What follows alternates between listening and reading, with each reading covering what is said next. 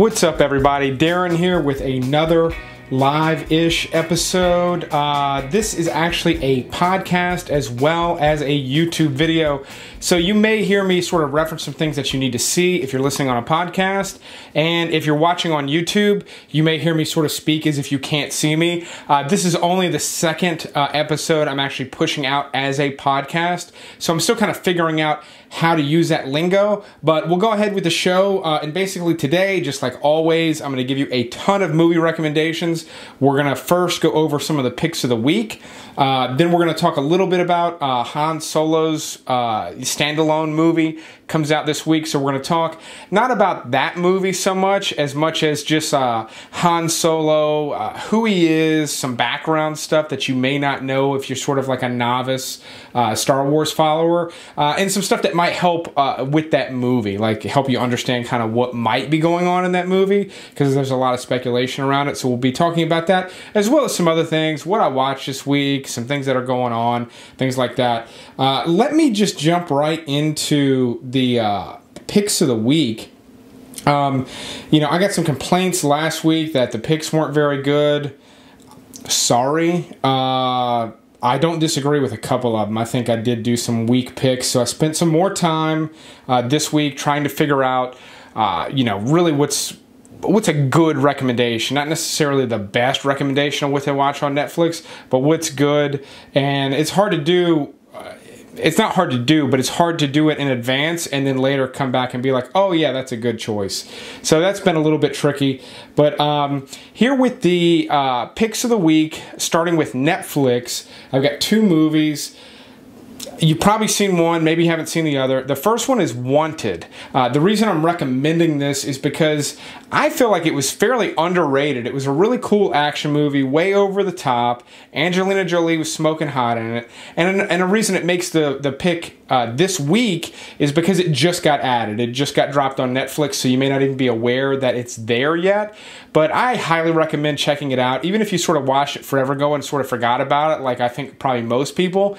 It's pretty sick. I mean, it's not great, but it's if you have no problems, if you're able to suspend disbelief in this one, it's really great. Chris Pratt is actually in it in one of his early movie roles, and he's just a total douchebag in it, so that's kind of funny.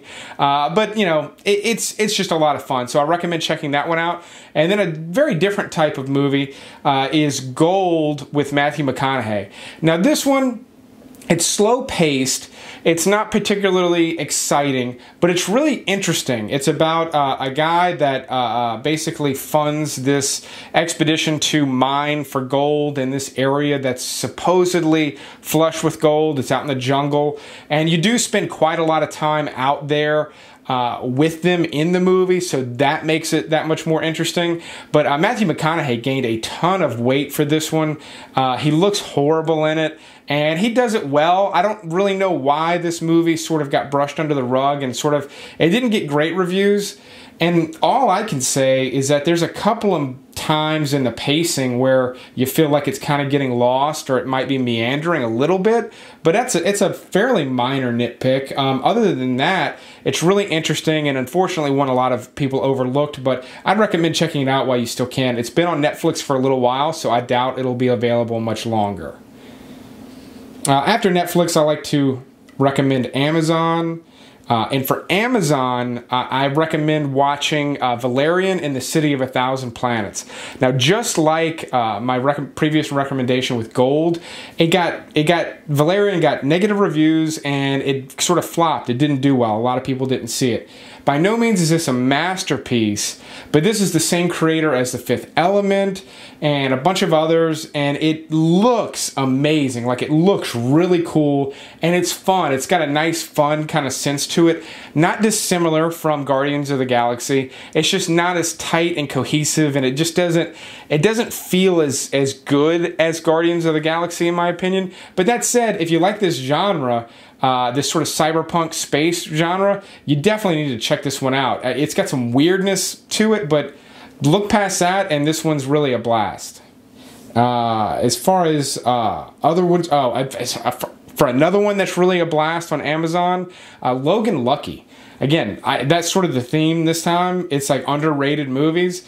Logan Lucky is really one of the better movies of 2017. It's directed by Steven Soderbergh, who did all of the Ocean's movies, along with a bunch of others like Traffic, and I mean, he's an incredible director.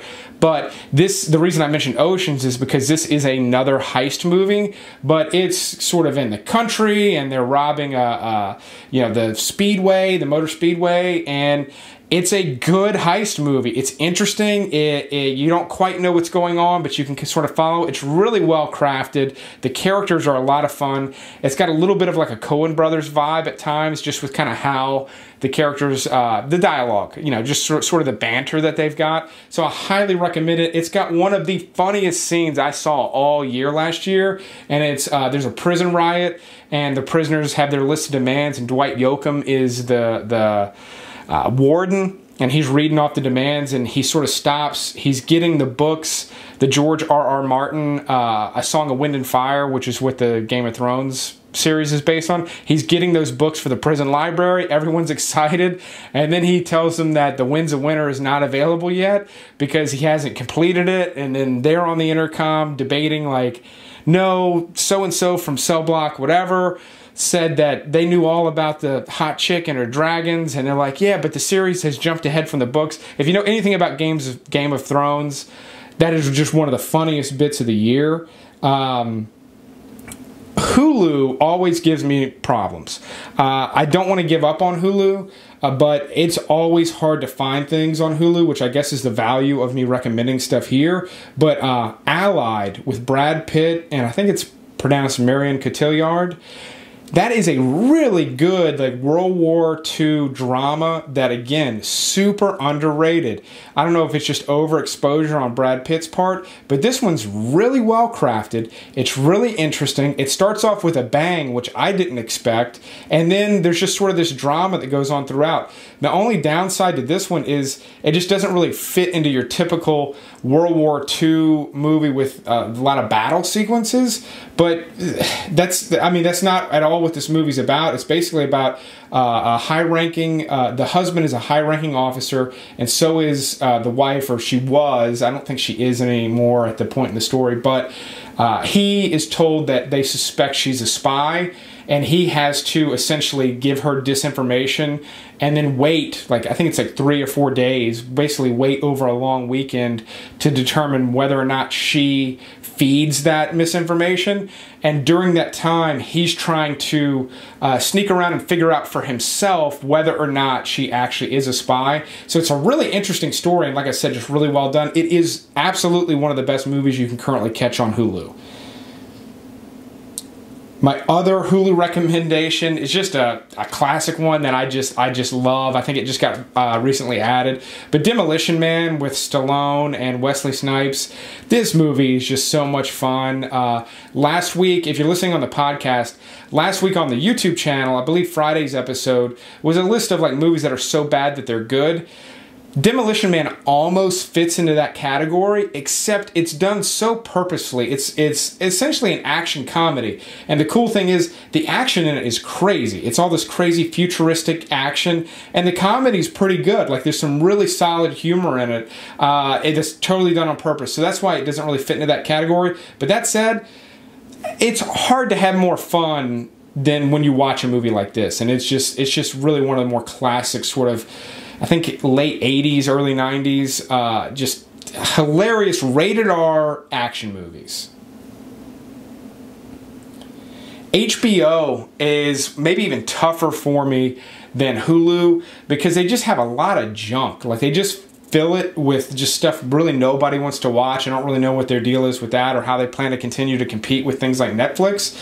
But again, like I recommended Aliens last week, which that's a solid recommendation, but who hasn't seen Aliens? So, I wanted to be a little bit more, I wanted to go with things that are a little bit more underrated to kind of stick with the theme of this week at least. If I can keep up this theme, I will. Let me know, if you're watching on YouTube, let me know in the comments if you sort of like this sort of like underrated movie theme. I think the good thing about that is it allows me to recommend things you're less likely to have seen, so there should be more value in that. But that said, Better Luck Tomorrow is a really good movie on HBO currently. It's directed by Justin Lin. He went on to do a couple of the Fast and the Furious movies, a couple of the good ones actually, and went on to do maybe half or a third of the second season of True Detective. So he's a decent director, but this was one of his early movies, and it features... It basically took some flack when it came out because it features Asian Americans, mostly teenage boys, doing some really bad things. You know, they're stealing from stores. They're doing coke. I don't want to give away too much. Stuff goes really bad for these kids. And there was a lot of flack like, you shouldn't be depicting people that way. And actually Roger Ebert was sort of stood out as someone that had literally stood up at like the Sundance Film Festival and said, no, this is the right thing to do.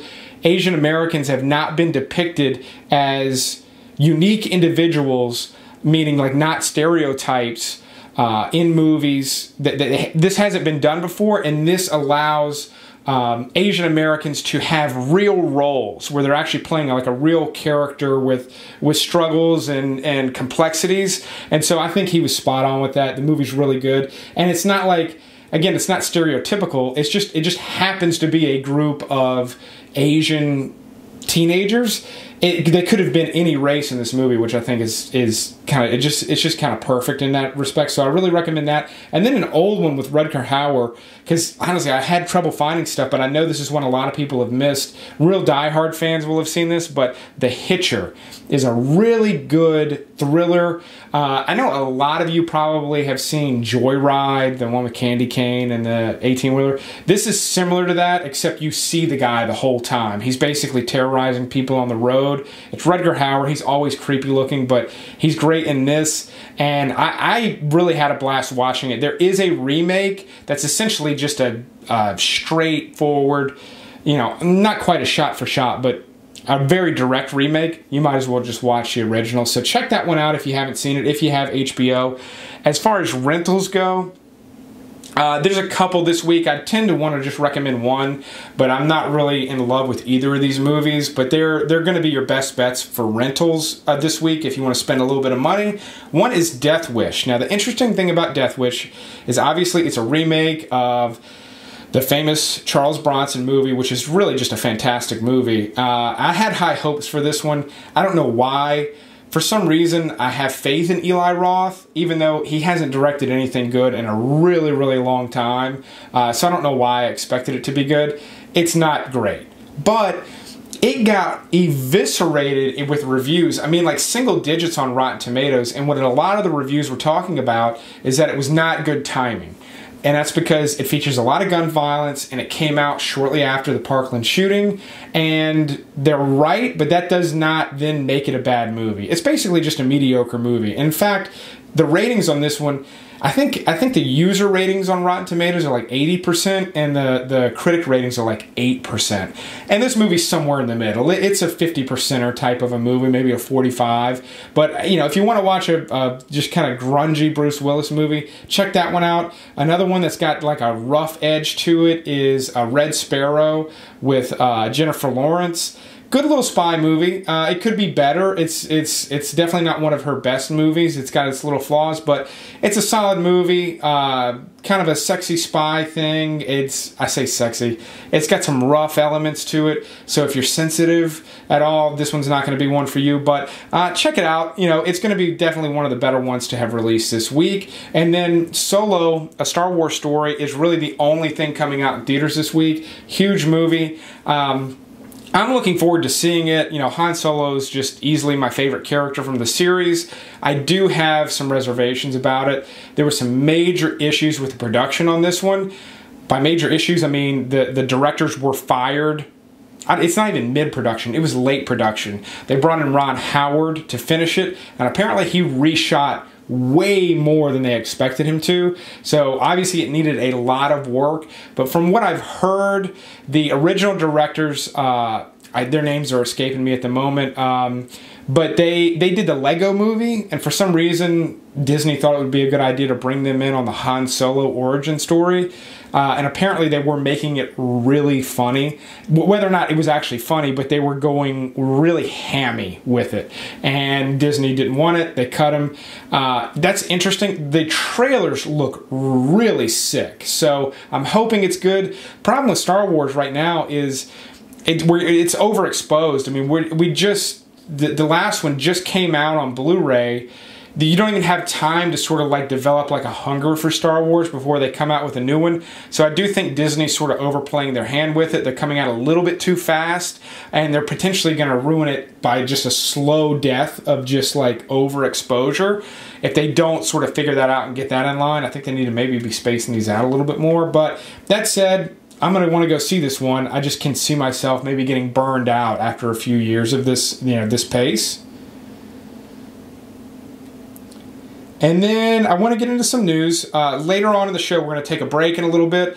Later on in the show, I'm going to talk a lot more about Han Solo, what the Kessel Run is, what a parsec is. I'm going to get really nerdy with it, and it's going to be coming from somebody that's not really a Star Wars nerd, so I'm sure I'm going to get corrected on some stuff. But if you're not as familiar with Han Solo, you're going to want to stick around for that segment because it should kind of be a good primer for the new movie. As far as news, I said it last week. There is... One second.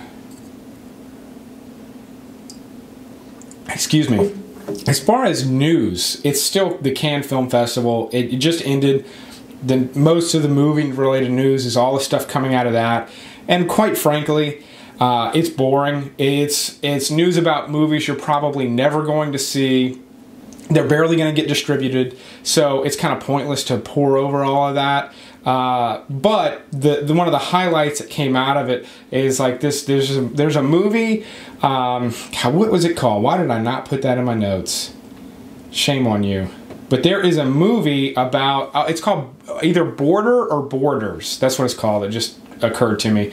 But they're calling it, like in the articles and stuff, they're calling it the troll sex movie. And basically it's about trolls that like live among us. Like, it seems like a kind of a serious movie about how we treat people that we consider to be the other, that sort of thing. So it looks pretty heavy actually, but apparently there's a pretty graphic sex scene between two, hairy trolls that basically just look like fat people with really ugly faces from the pictures that I've seen. But the weird thing about this to me is I hope this isn't a new trend, because with The Shape of Water basically being the Fishman sex movie, I hope we're not just starting this whole new thing of like sex with fairy tale creatures in movies just to garner good criticism. I don't know. It's odd that this would come out on the heels of that. I'm sure it was in production before, but still, an odd coincidence for those two things to come out.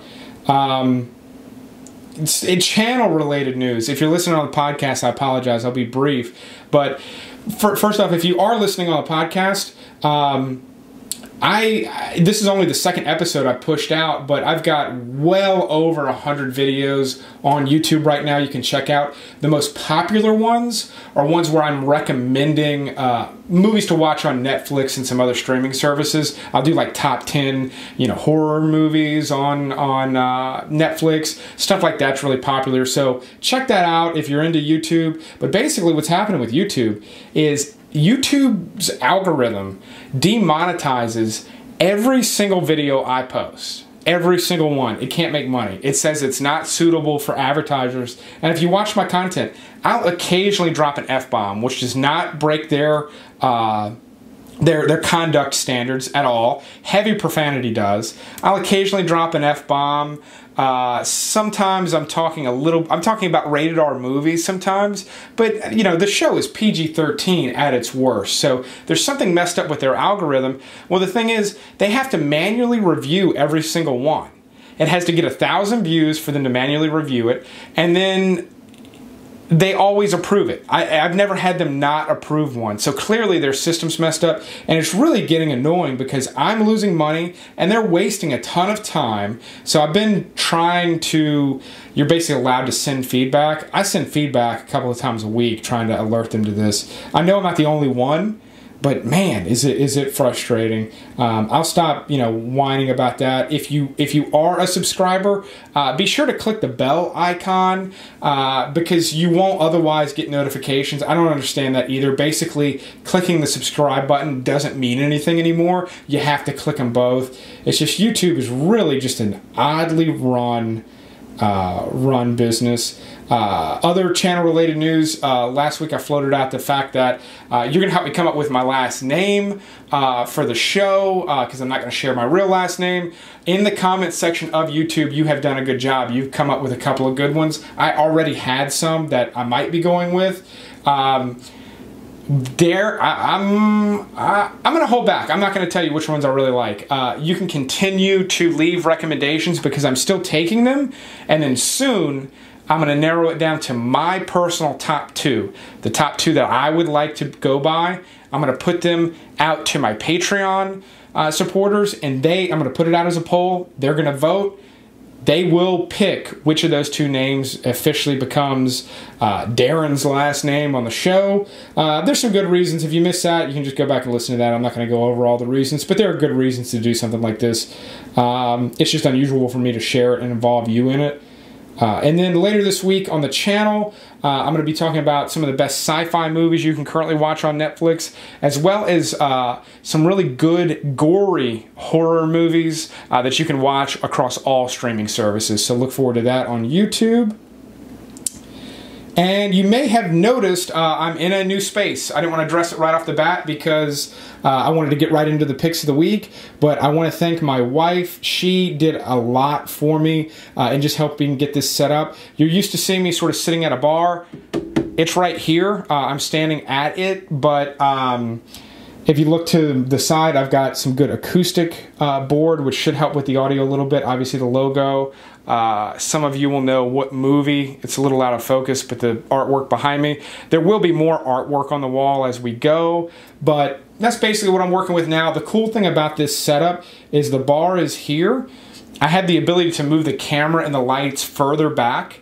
And I can sit with 2 mics. I have another boom mic like this. I can sit at the bar with a guest and we can have a conversation. So I plan on having guests. I plan on making that part of the show going forward. Not quite ready for it yet, but it will become part of the show. But let's take a quick break, and when I come back, we are going to talk a little bit about Han Solo and a couple of other things, and we will be good to go. Oh, including the Dickhead of the Week. That's a new segment. We're going to come back and lead with the Dickhead of the Week. One of the worst comments I got on YouTube this past week. So, quick break, and I'll be right back.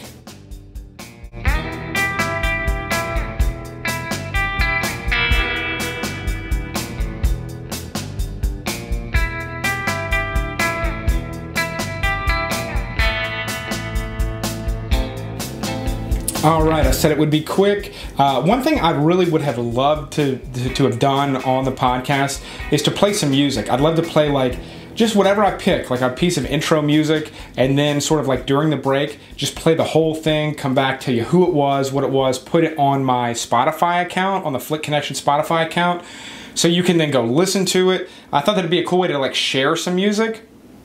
Copyright laws are just not going to let me do that.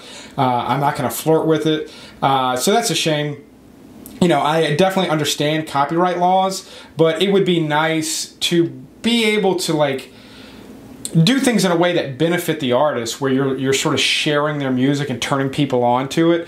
I'd love to be able to do that as part of it. I feel like it kind of fits with the brand in terms of like, I recommend movies all the time. I'd love to be able to recommend music, but not going to happen. On that note, I am creating a Spotify account that you will be able to follow. It will have run a playlist, stuff like, just like one playlist of stuff I'm personally listening to at the moment, but then other movie related stuff. So if you're a big movie geek like me, there'll be some cool soundtrack things, that I'll compile and put on there. I've already got like a playlist for like, themes from westerns, stuff like that. So I will give you an update when that is good to go. But Dickhead of the Week for YouTube. This one really kind of, there's a reason, I'm going to get to a reason why this one made it. But, you know, some people just, they just see the comment section as like an open forum to just be rude. It's kind of like, if you've not really spent much time reading the comments section on YouTube, it's kind of like the walls of a bathroom stall. For whatever reason, people feel like they can write whatever they want inside a bathroom stall. They treat the YouTube comments section the same way. Now, most of my comments are positive. People sharing other movie recommendations, people saying what they liked about what I had to say, or even just, there's nothing wrong with this, I welcome it. Disagreeing with my opinion on a movie, that's all fine. But this person, on all caps, almost all caps, and I'll get to the almost because that's what makes this funny, put timestamps in the info and maybe I'll sub. So, number one, why do I care if this one guy subscribes or not? If he wants to deprive himself of the movie recommendations that I'm putting out, he's welcome to do that. Number two, all caps, very aggressive, but then, so it's all caps, put timestamps in the info, comma, then he loses the all caps, but he capitalizes the A in and, which is dumb, and then he all caps maybe, and then I-L-L, he doesn't capitalize the I. Like, he capitalized everything except the one thing that was supposed to be capitalized. So I thought that was funny. Dummy. But, you know, you get those in there, and don't go try to figure out who that guy is. Just leave him alone. At a certain point, there was a point where I was, like, deleting comments, but not anything like that, but like really egregious ones. Like, somebody put something in about one of the movies I recommended was about, it had Daniel Craig in it, and it was about, you know, the like Jewish militia fighting back against the Nazis, and he's like, this movie is Jewish propaganda propped up by it was just kind of a nonsense, and I started to delete it, and I was like, no, because then where do I make it? I don't know where to draw the line and where to not delete stuff. Like, that one would seem like it would be okay to delete, but what if there was like another that was not, like, you know, I just didn't, I was like, look, I either need to delete, I just can't delete, you know, I just basically don't want to delete anything. If I can't just delete the exact right stuff, then just leave it all there. So it all stays there. I'll move on, especially for you podcast listeners. By the way, I appreciate you podcast listeners. I had just posted it last week, and already I've got great reviews on iTunes, and the downloads, and particularly what I'm excited about is the listen time was very, very high. So I'm very, very ecstatic with those results. This is a new experiment for me. YouTube has been going really great. I want to try the podcast thing, not because everybody's doing it. In fact, I almost didn't do it because everybody's doing it, but it just sort of makes sense for this type of content, and I'm going to flesh it out. Like I said, there will be a point soon where I start to have guests, but I think this is working out for me right now, kind of figuring out how to kind of talk and keep you engaged and all that. Before we get to Han Solo, I talked a little bit about what I watched this week. I watched Black Panther again, and I do like that movie. Now, I had done a video on it back when it came out, sort of like, not condemning is the wrong word, but I can't think of a softer word, but basically condemning the media outlets and professional reviewers that were essentially just giving this movie like the highest praise ever. And they were essentially doing it because it was a predominantly black production, which that's great, but what they were doing was they were talking about how it was like the first and only black superhero movie, which is not true. So I cited a bunch of examples, and not just superheroes, but there were also some articles, and articles in like big publications like Salon, basically stating that this is the first time, you know, black characters are in a positive role in a big budget movie for you know, a world audience. And like, that's super not true. Like, I cited how like Danny Glover has been an action hero all through the 80s. In fact, like Predator was such a big franchise from the first one. The sequel was a big piece of property to work with, and they put Danny Glover as the hero. Whatever. I don't mean to get into all that here, but looking back at it, I really hate even some of the praise they were giving the movie even more, because it was so misplaced. They were so breaking their necks to like praise this movie. They were talking about how good Michael B. Jordan was as the villain. He's very generic as a villain, in my opinion. Now, if you like him as a villain because you kind of like his style, the way his costume looked, the scars that he had, like that kind of stuff, that's cool, but his performance was mediocre as it gets. The real standout, they didn't even praise the real standouts of the movie, which was the women in the movie. The girl that plays the little sister, she's like never been in anything. Like, she was in one episode of Black Mirror. She killed it. Like, she really kind of dominated and owned the screen when she was on it. So I thought that was super cool. I had her name. Of course, I don't have it now. But kind of the Black Panther's love interest, she was really sick in it. And then Michonne from The Walking Dead. All three of those women did a really killer job, like to the point like they really stood out in the movie, and not just, it's not like they were just written that way. Like, their performances were really fantastic. Didn't get mentioned. I did have someone on YouTube point out the fact that they sort of agreed with me that this movie wasn't that important in the way that it was being framed, but that it did a very good job of portraying natural hair for women, and I thought that sounded like a valid point. I thought that was kind of a cool takeaway from it, so I don't necessarily disagree with that. Moving on, though, a movie I've watched recently that I just love, and it's criminally underwatched. You can't really watch it on any streaming services at the moment, which is why it doesn't make any of my lists. But that's The Proposition from Australia. Now, this was directed by John Hillcoat. We'll talk about some of his other movies briefly, but it's Guy Pearce, Ray Winston. It is just a fantastic modern Western. It's very dark. Nick Cave and Warren Ellis did an amazing soundtrack for it. If you can get your hands on a copy of The Proposition, I highly recommend checking it out. John Hillcoat, he went on after this to direct The Road, which I also thought was amazing. Not as good as this, but good. And then he did, what was his next one? Lawless with Tom Hardy, the sort of booze running movie, which again was good. Not as good as The Road, in my opinion, and obviously not as good as The Proposition. And then his most recent movie, 999, it was shot here in Atlanta. It's a cool sort of bank robbery, heist movie, just a good crime movie.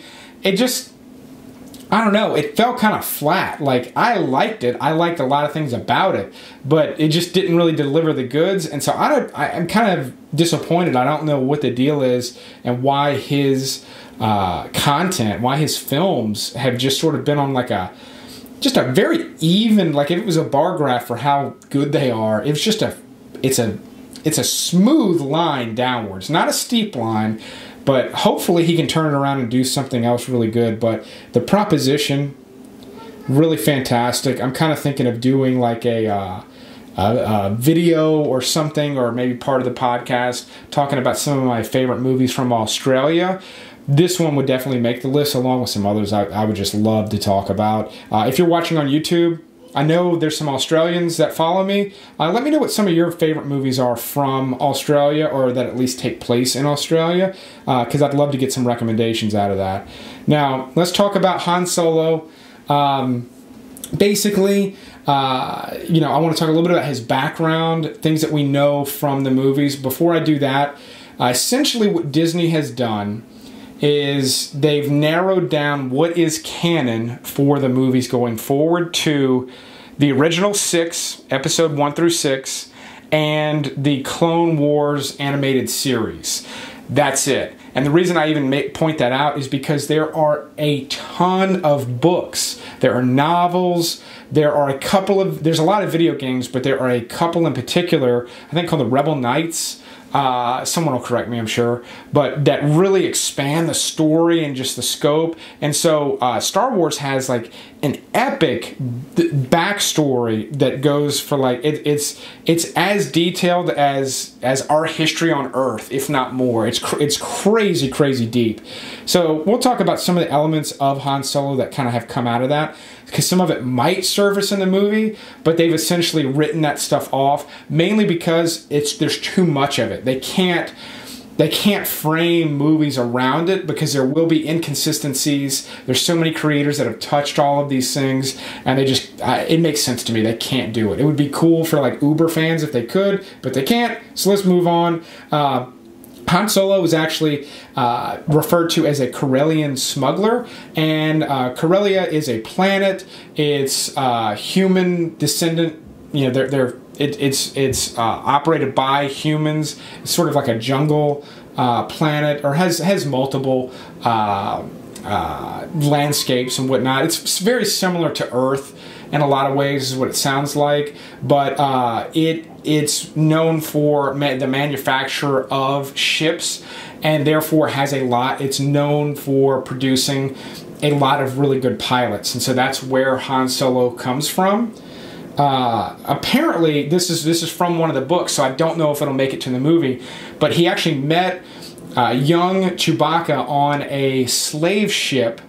Basically, you know, the Empire boarded like a derelict slave ship, and Chewbacca was the Wookiees had like gotten loose, and I think they like killed everybody on board, and Han Solo was instructed to not just kill Chewie, but to skin him alive. And I don't know if they were doing that to all of them or what. And not only did he not do that, he helped him escape. Well, the Wookiee was then indebted to Han Solo for life, so that's why they're together. And apparently from the book, Han Solo really didn't like having Chewie in tow for a while, until there became an opportunity where Chewie then saved Han's life. So that's why those two guys are inseparable. So I thought that was kind of cool. I never knew that. I had to like research that to find out. Again, that may not be part of the movie. They may reinvent that for the movie, but that is from the book, so that's sort of like Star Wars lore.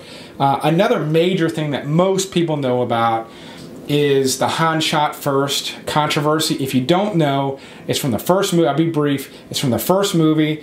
They're in the cantina with Greedo. He's the guy with sort of the green, spiky green face and the big black eyes. He's essentially there on the behalf of Jabba the Hutt, and he's bringing, you know, Han Solo's debt is up. This guy's going to bring him in. And then they shoot at each other, and Han, you know, he's got his blaster underneath the table. He kills Greedo. Basically, the controversy here is in the original cut in theaters, Han shoots first underneath the table, and Greedo's gun goes off and hits the wall behind him. What George Lucas did when he re-released them, I think in the 90s cuts, when they got re-released and they got added in with like the CGI and stuff, which by the way is the only version you can currently get right now. There's a lot of stink about that. Hopefully Disney re-releases the original cuts at some point, but that's a whole nother, I could do a whole nother video on all of that. But essentially what Lucas did was he made Greedo shoot first. He just changed the order of the blasters in post. Completely changes the setup. He basically didn't like the fact that Han Solo shot first, but you know what? Han Solo's that type of dude, and hardcore fans of Star Wars did not like that change because it changes who Han Solo is, and it plays much better because later as the movie goes on, he is really, especially in the first one, he really is an asshole. Like, I mean, he's really almost unbearable to sort of be around. So, you know, he becomes the hero. He becomes a different person. He has this arc. And so I think starting off Star Wars with him just blasting Greedo is perfect. It makes perfect sense that he would do that. So one thing that I thought was kind of cool is that a lot of the way he's written in the original movie, like just sort of like with his charm and stuff, supposedly is based on Francis Ford Coppola, which I never would have expected. But it's supposedly that's sort of like how he was on the set of Apocalypse Now, which George Lucas also worked on. And he sort of based Han Solo on him. Sort of the swag comes from Francis Ford Coppola, so who knew? As far as other people, you know, that could have played Han Solo, Al Pacino was considered, Nick Nolte, Christopher Walken, even Kurt Russell. And I mentioned Kurt Russell because not only is he the only other actor I can think of that could have possibly been Han Solo, and I'm not even sure he could have been Han Solo as good as Harrison Ford, but he could have been a good Han Solo. You can actually watch his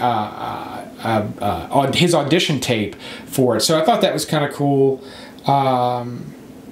Apparently Harrison Ford wanted Han Solo to die in Return of the Jedi, and George Lucas didn't have the balls for it. I think that would not have been a terrible end for Han Solo. It would have been sad, but I don't know. I think they kind of stretched him out maybe a little bit too much, including him in the new ones. I've